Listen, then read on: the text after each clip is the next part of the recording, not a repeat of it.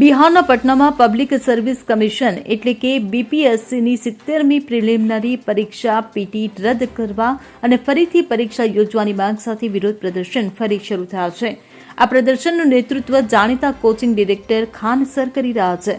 Coaching operator Khan sir પણ સેંકડો ઉમેદવારો સાથે પટનાના રસ્તાઓ પર આવી ગયા છે।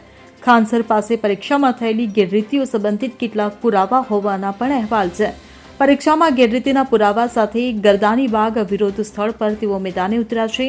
ઉમેદવારો 13 ડિસેમ્બર અને 4 જાન્યુઆરીના રોજ યોજાયેલી પીટી પરીક્ષા રદ કરવાની અને બીપીએસસી પરીક્ષા ફરીથી લેવાની માંગ કરી રહ્યા છે।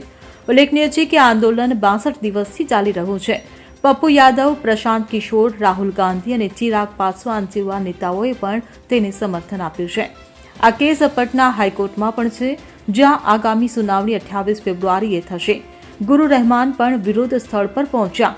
કોચિંગ સંસ્થાઓના શિક્ષકો અને વિદ્યાર્થીઓ આ આંદોલનમાં જોડાઈ રહ્યા છે, ત્યારે પોલીસે સુરક્ષા વધારી દીધી છે। પટનામાં ખાન સરે ચેતવણી આપી હતી કે જો ફરીથી પરીક્ષા લેવામાં આવશે તો સૌથી મોટો ફાયદો સરકારને થશે।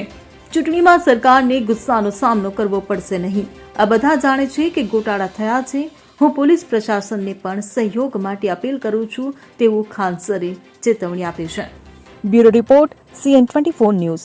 હવે જુઓ દેશ દુનિયાની તમામ ખબરો તમારી આંગળીના ટેરવે। ઉઠાવો મોબાઈલ અને Google Play Store પરથી ડાઉનલોડ કરો અમારી CN24 ન્યૂઝ મોબાઈલ એપ।